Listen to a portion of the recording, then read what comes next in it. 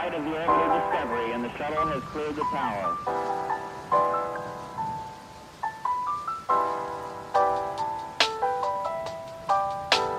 Discovery's core computers now have primary control of critical vehicle functions.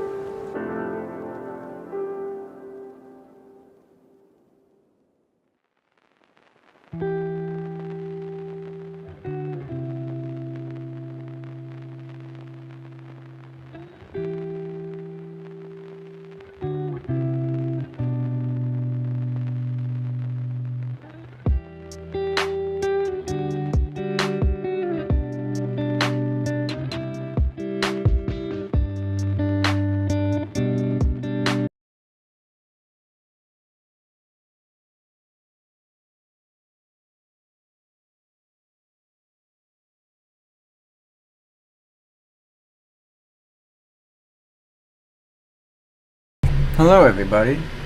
Sorry about that, messed up the button. Let's get it fixed up. Stocks above us. Welcome to a week ahead. A week ahead news show, episode 71. It's currently August 17th, 2026. Hope everyone's having a great start to your week. Nice Monday. Just got up a nice shower. Wanted to get some quick shower before the show.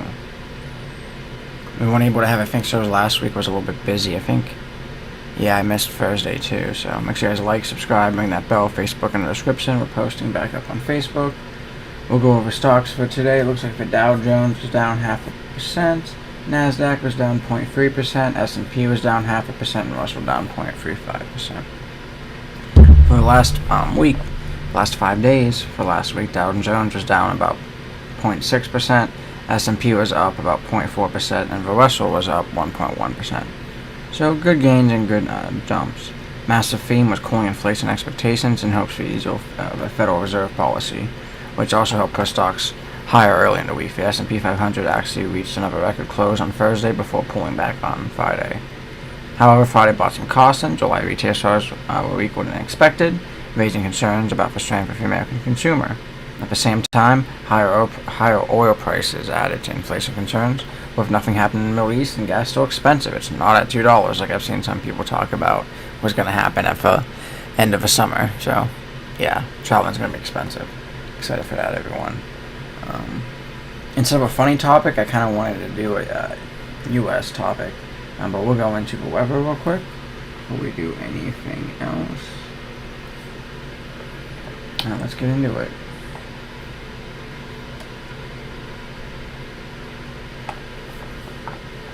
Currently it's 72 out here in Cleveland, 73.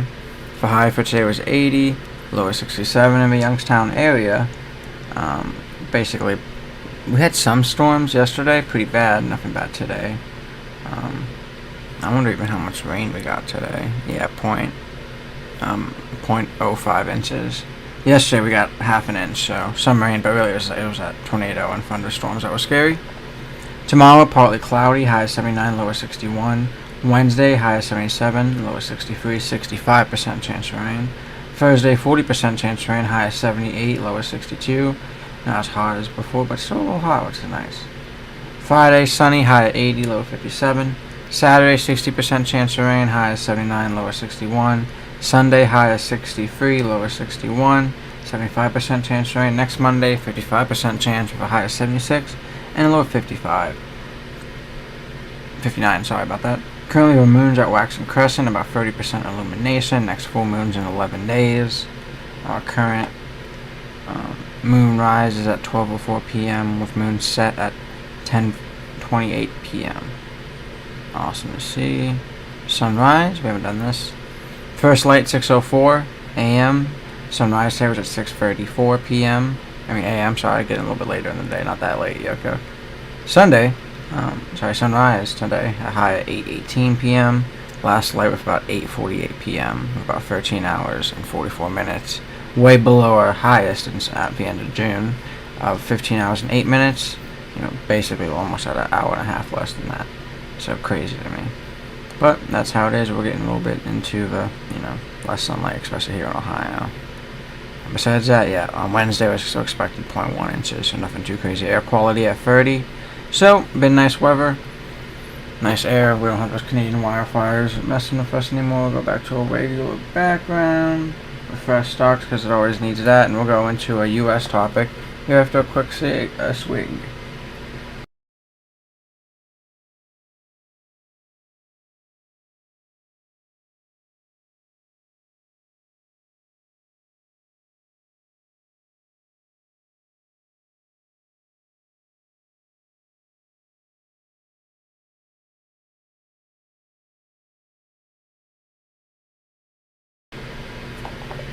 Alright, it's the U.S. and Iran tensions, the biggest stories from the past week. The biggest development over the past week has been the growing confrontation over Strait of Hormuz, one of the world's most important energy choke points. President Trump has claimed that the United States has now taken total control of the strait and even suggested that the U.S. could potentially keep it. Iran, meanwhile, has rejected the claim and said that the strait remains under Iranian control management. And I bet Trump's saying that it's because of the blockade. And to me, that's nothing like too crazy. We kind of were doing that before, so it'll be interesting to see how effective that is. Why does it matter? If Strait of Hormuz is critical to the global energy market. A huge portion of the world's oil and liquefied natural gas normally travels through the waterway. Over weekends, shipping traffic dropped dramatically following attacks on tankers. Workers reported that only 5 comedy vessels passed through the strait on Saturday, and not on Sunday. Wow, compared to the 34 past weekend. 31. That's created a major economic concern for the Americans. Gasoline prices here at the end of the summer. Trump has warned that Americans' high fuel prices may be part of the cost of a confrontation in confronting Iran. The administration is increasingly treating control of the strait as both a military and economic issue, while Iran has demanded that Washington change its behavior before normal shipping can resume. The second major trend has been the possibility of negotiations earlier in the week. Pakistan said that the United States and Iran were getting close to a potential peace agreement or deal. However, negotiations remain extremely complicated. The major unresolved issues include Iran's nuclear program, sanctions, and the future of the Strait of Hormuz. So Trump doing something that Obama did over 10 years ago, 15 years ago, crazy to me. Third story is over debate of what the ultimate U.S. Objectives should be. Some American lawmakers are pushing for significantly more pressure on Tehran. Republican Senator Ted Cruz, for example, argued that the United States should support Iranian protesters and pursue regime collapse as an objective. That represents a much more aggressive position than simply negotiating a ceasefire or nuclear agreement. Which, I mean, just how messed up Iran is. I mean, I do get it. But at the same time, maybe baby steps. At the same time, there are concerns about the possibility of a conflict expanding. The situation itself isn't limited to the United States and Iran anymore. The Strait of Hormuz connects the conflict to international shipping, global oil markets, and countries throughout the Persian Gulf. Recent attacks on commercial vessels have added another dangerous dimension to the conflict. One of the most interesting developments this past week has been the contrast between diplomacy and escalation. On one side, the reports that Washington and Tehran could be moving towards negotiations. On the other, both governments continue increasingly aggressive statements over strait, military presence and pressure, and economic consequences. The biggest takeaway from past week is that the Strait of Hormuz has become a central point to the U.S.-Iran confrontation. And whether controls or influence for waterways has enormous leverage over Iran, the United States, and the global economy. For Americans like us watching the situation, the major things to monitor are gas prices, shipping through Hormuz, the strait, whether U.S. and Iran negotiations actually begin, and whether the Trump admin moves from threats to economic pressure towards additional military action. Talking about what Ted Cruz wanted. But it's nice because in shorts, we're kind of in a crossroads here, so it'll be interesting to see what happens. Not much has changed this whole summer. There was a report I saw some people about that people in the Persian Gulf, our military people, wrote on a plane from the dust from the sand, and they were writing peace, deal 64 incoming, and they're basically talking a lot about Israel, and it's crazy. Try to look it up, but there's so much happening right now. With the USS Abraham Lincoln and 6 soldiers trying to jump overboard. Some have. Crazy to me. They've been there for I think 5 or 6 months longer than they were supposed to, and they're getting help now, but that's not there yet. It's gonna take a couple more days, but I am happy that's finally happening. It's crazy it got to that point, and it's really nice and it's really awesome to see families speak out and actually have the power there. Because we saw with that, a lot of it was the military wasn't giving us the information. That Trump admin transparency, like we see with everything. With Epstein, nope, no transparency there. We learned from the families, so I'm not surprised there. Have a quick swig, and we'll go on to a national topic instead of international.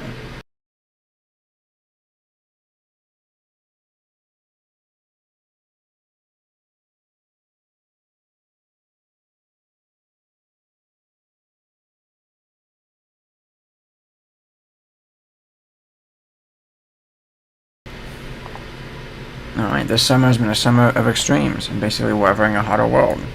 CBS News report, I was reading, the summer of extremes, weathering a hotter world, examines how the summer of 2026 is about a series of extraordinary weather events across the United States and even Europe. And what scientists say those events are telling us about climate change, of a changing climate.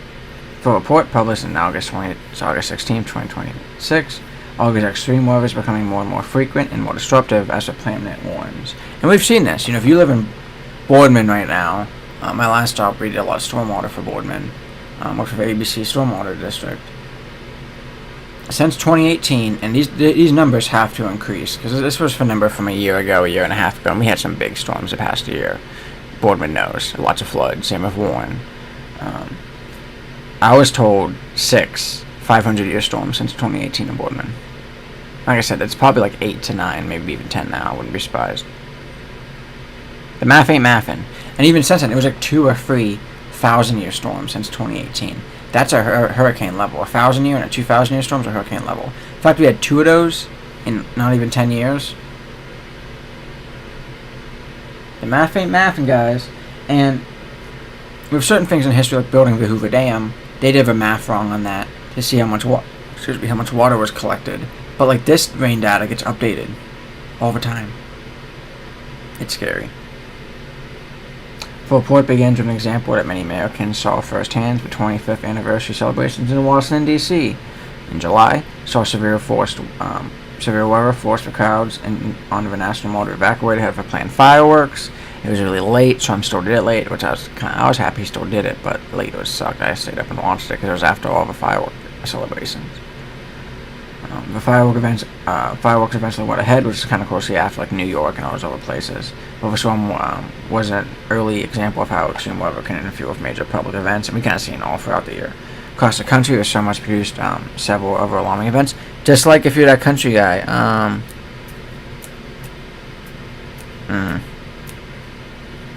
I can't remember his name. Last night, he sings that song, but he didn't want to perform in Pittsburgh because it was raining. Texas experienced a second so-called once in a 1,000-year flood in only 12 months in Texas.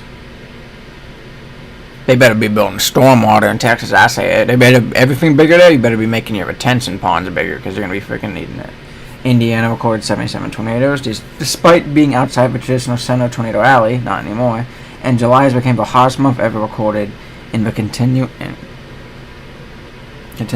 United States, surpassing a record dating back to the Dust Bowl era. Crazy. Heat and drought have also contributed to worsening wildfire conditions. In Spokane, Washington, a fast-moving wildfire destroyed hundreds of homes, including the home of Ted Sullivan and his family. Sullivan described not only losing his house, but for memories connected to it, including raising his children there. Washington experiences the most destructive wildfire season on record, including, according to the report. That guy's last name's Unlucky because it's also the name of Derek, who is a cop, who we don't talk about.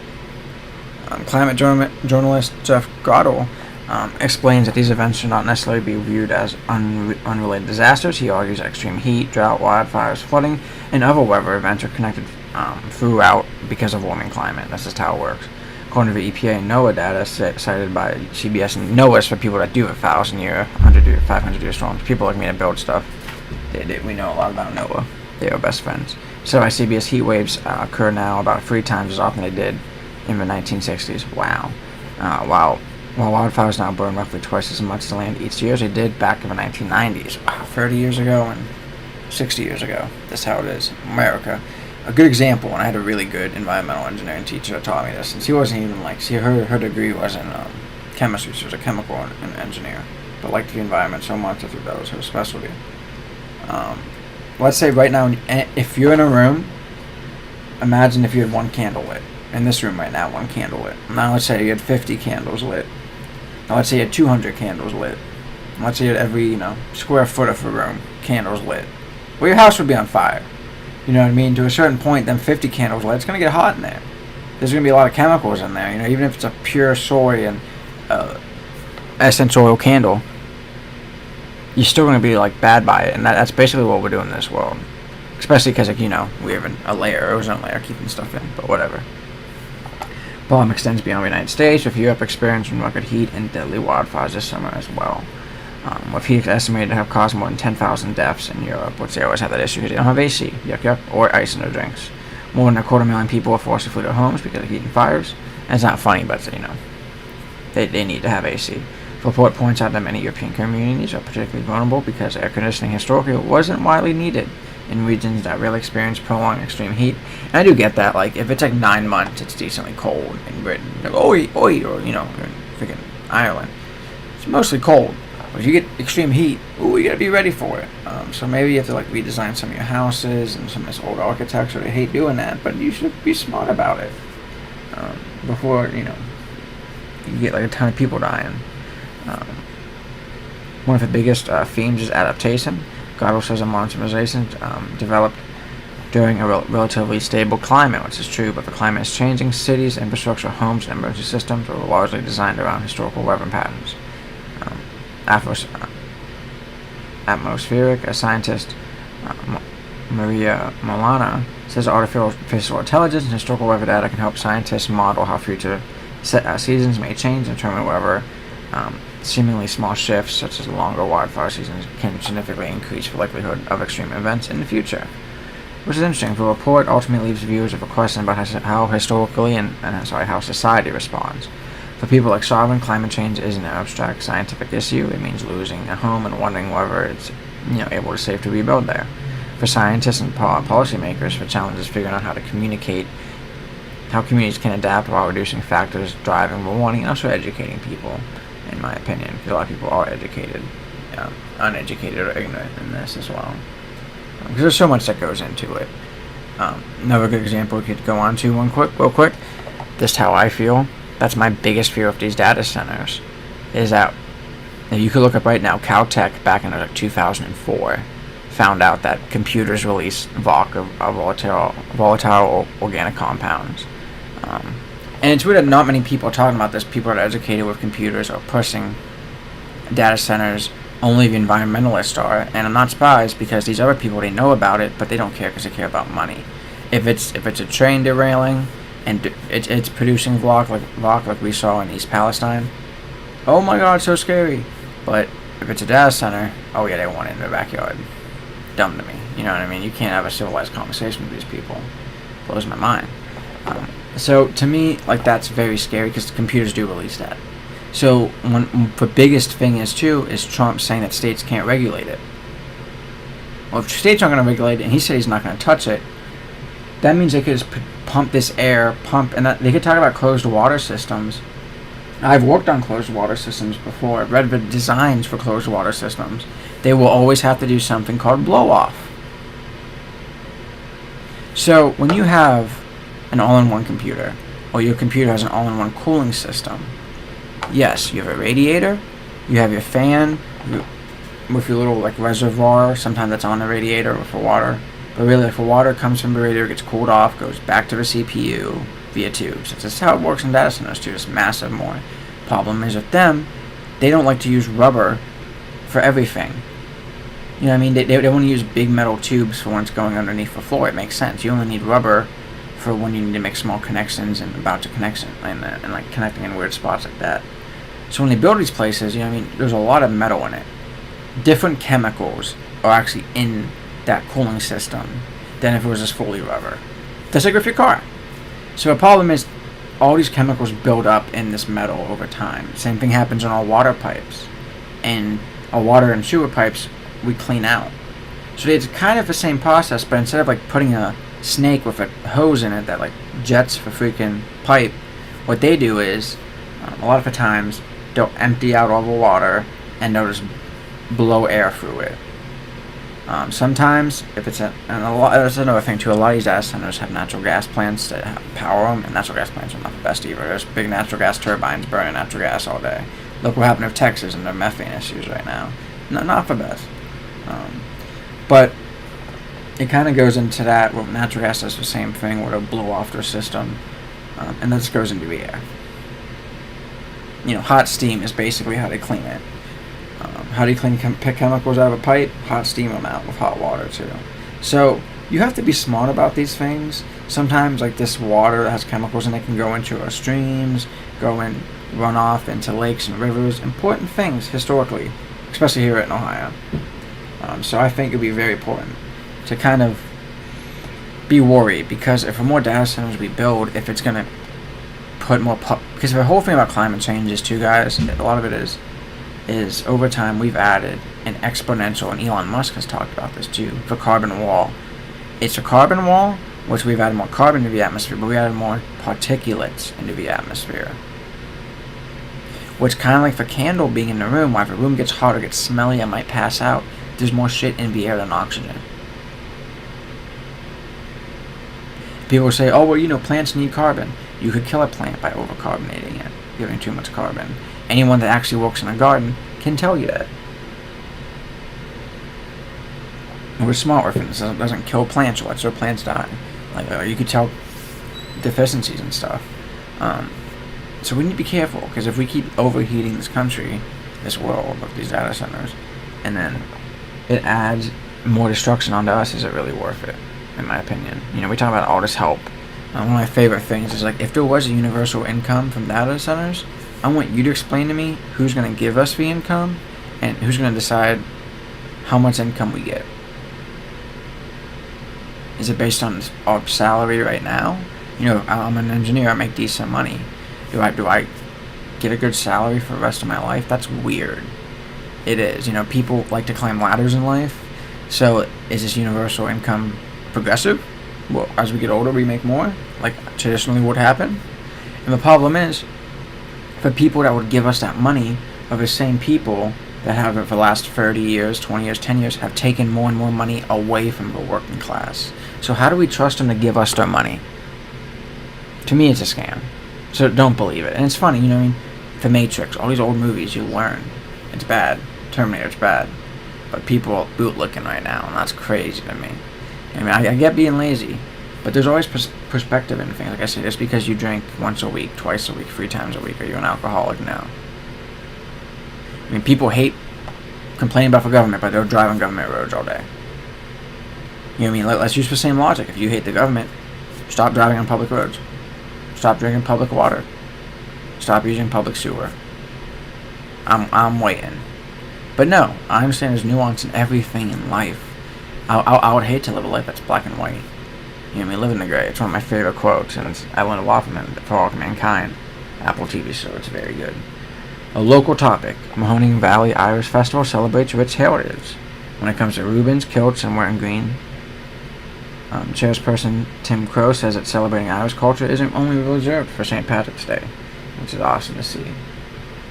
The Mahoning Valley Irish Festival is bringing Irish music, culture, food, and traditions together in Boardman this last weekend, giving people across the valley a chance to celebrate the region's strong Irish-American heritage.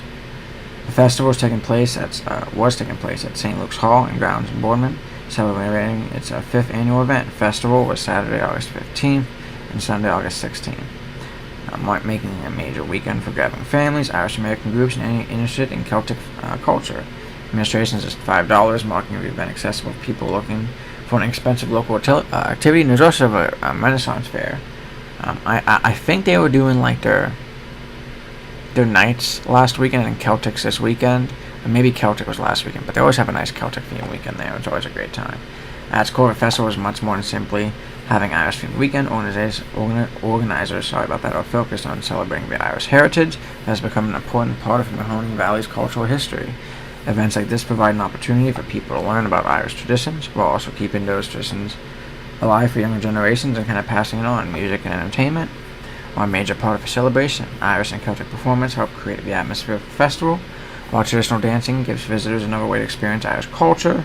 Irish-American food, vendors, and other activities also give attendees the chance to experience different aspects of a culture in one location. Previous versions of the festival has also featured Irish-American food, dancing, music, vendors, and other entertainment, so kind of the same stuff going on. Just a little bit bigger this year, which is awesome to see for them. Festival also reflects something bigger about Mahoning Valley. The area has a long history of immigration, with families from Ireland and many other parts of Europe helping shape communities that eventually became Youngstown, Boardman, and the surrounding valley. While the region is often most closely associated with the steelmaking past, events are such that the Irish festivals demonstrate that the valley's identity is also built on a culture, traditions brought here by generations of families. And it's events interesting that I love about this area. And I remember talking to someone a couple years ago, like their family was from Puerto Rico, went to New York, and then they just Googled cheapest place to live in America. Youngstown, Ohio came up, and they moved around here. And it's funny because, back in the day, our family came in, from, my family's been here a lot longer, But my Irish side of the family's been here since the 1600s. They came over here. Ellis Island. I don't think Ellis Island was a thing, back then. You either got, were they even indentured servants? You got told to go, but they probably, maybe they asked like, hey, where can I get work?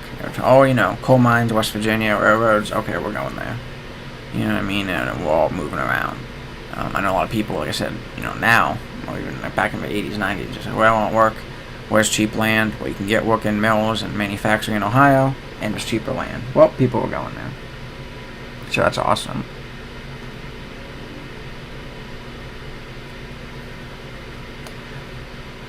While the region is also mostly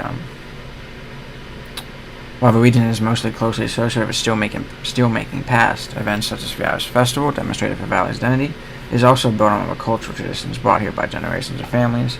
For many attendees, that makes the weekend both a celebration that connects into family history. People can enjoy traditional music and food, meet other members of local Irish American community, and introduce children to traditions that many have passed down throughout their families, which I've seen in Italian, Hungarian, Irish. We have everything around here. It's freaking crazy. I love it. African American. Going back into that history is just awesome to see. Organizers are already looking forward towards the future. Festivals have announced that the 2026 event is already being planned for another Irish heritage. So it'll be awesome to see when that gets planned as well. And that's basically a local topic. I kind of want to talk a little bit about like Irish heritage, something fun around locally. Like there's a lot of events happening. We've had oh my god, Italian festivals all summer. We have German festivals as well here in Ohio, which is always awesome to see a lot of German immigrants that make great food. So always kind of like talking about that. It's awesome to see. I'm Irish. It's not just getting drunk on St. Patrick's Day. So it's kind of cool to see one that's a little bit more family oriented on our end. So I love to see that. Really appreciate everyone stopping by here on the week ahead. News show once again, episode 71. We'll be back here next week. Tommy won't be back until about 2 weeks in November. Because of his job, he's just so busy until then. Really appreciate that. We'll be back here Thursday with me, maybe Hunter if he can make it, for the Northeast Ohio Sports Show. Talking about some sports going on. NASCAR, Browns' first preseason game, IndyCar, F1's back. It'll be awesome to see. I'm really excited. Well, then maybe back in 2 weeks. No, it's this weekend. The Dutch Grand Prix, also Dutch, Van Dutch style. So excited to see that. So really appreciate you guys stopping by the Lead Door channel. Me and Trevor. He's a nurse. His schedule is so crazy, but we're gonna try to bring back healthy living now, especially now it's a little darker. For garden stuff, if you like to garden, the first episodes are the best to watch because it doesn't really change much. Like if we wanted to do a healthy living show every year, the garden stuff would kind of be quick because it's talking about the same stuff every week, every year. It kind of gets a little annoying. So like we used to do wildflower, what wildflowers are being blooming right now, or we'll do that on a weekly schedule. We would talk about that, what you should be doing, composting, fertilizing, stuff like that, healthy living. So just keep watching that stuff and you'll learn. Trevor is an RN. He's very smart. Ever since college, I kind of knew that he wasn't gonna, get tricked by that system and kind of believe in just healthy equals pharmacy and medicine. He's very herbal with it, which is awesome. Medicine still good. You need medicine when you need medicine. So really appreciate it, guys, and appreciate you guys stopping by and listening to my app. And so make sure you give a like if you haven't yet. Subscribe if you're not. That really helps out that YouTube algorithm. Our Facebook's in the description. That's it for me, everyone. Peace, Ohio.